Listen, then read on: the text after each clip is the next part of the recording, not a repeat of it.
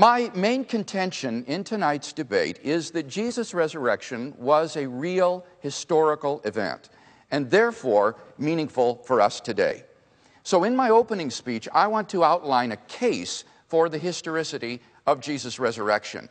Now, I'm going to be giving you a lot of historical information, so hold on to your hats. A historical argument for Jesus' resurrection involves two steps. First, determine what are the facts to be explained, and second, determine what is the best explanation of those facts. First, what are the facts to be explained?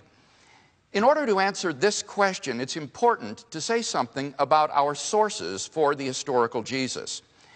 Our principal sources for the life of Jesus consist of documents written within a generation after his death, which were later collected by the church and put into one volume called the New Testament. When historians investigate Jesus' life, they're not treating the New Testament as a wholly inspired book. They're not even assuming that the New Testament is generally reliable. The historian expects to find errors and inconsistencies in even his most reliable sources. So the historian isn't presupposing that the New Testament documents are reliable. Rather, he's arguing that in the case of a specific event, there are good reasons to think that the documents are reliable on that score.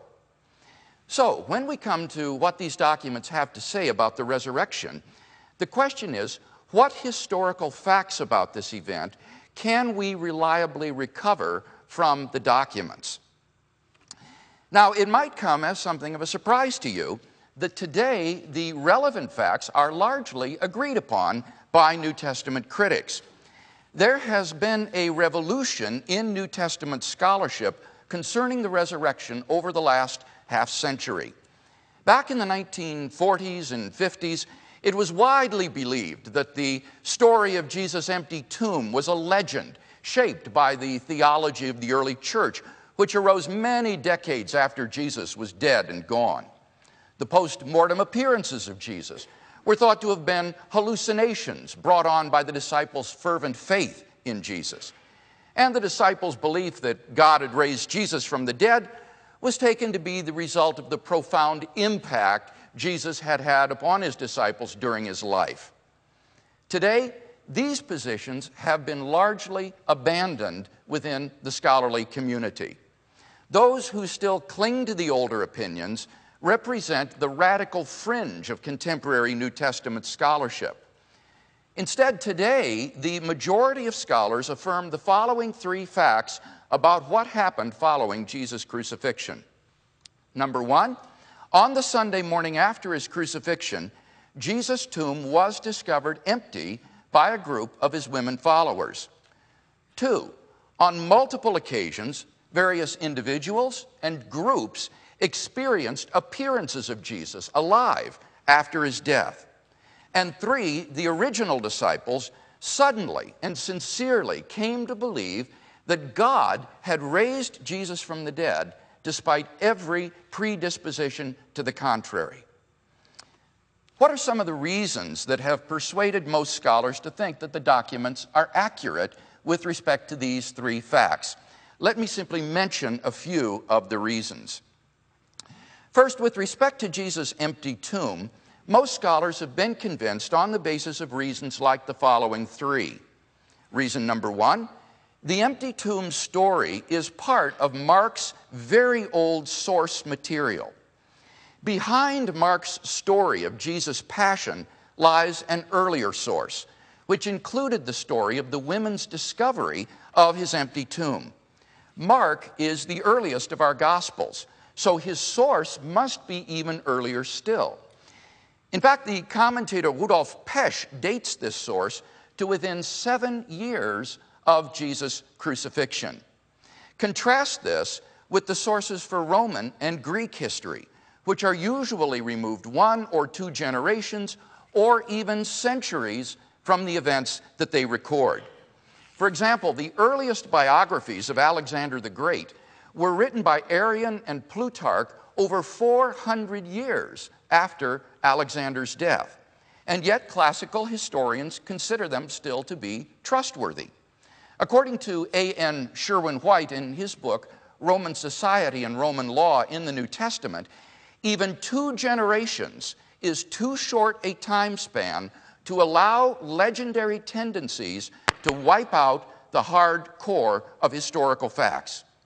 Thus, the extraordinarily early date of Mark's Passion source effectively rules out the hypothesis that the story of the empty tomb is a late developing legend, as critics used to think.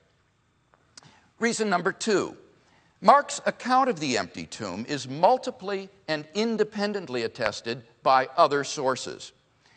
One of the most important criteria used by historians is multiple independent attestation. If an event in Jesus' life is attested by at least 2 independent sources, one of which is early, then the event is likely to be historical. As New Testament critic Marcus Borg explains, the logic is straightforward. If a tradition appears in an early source and in another independent source, then not only is it early, but it is also unlikely to have been made up.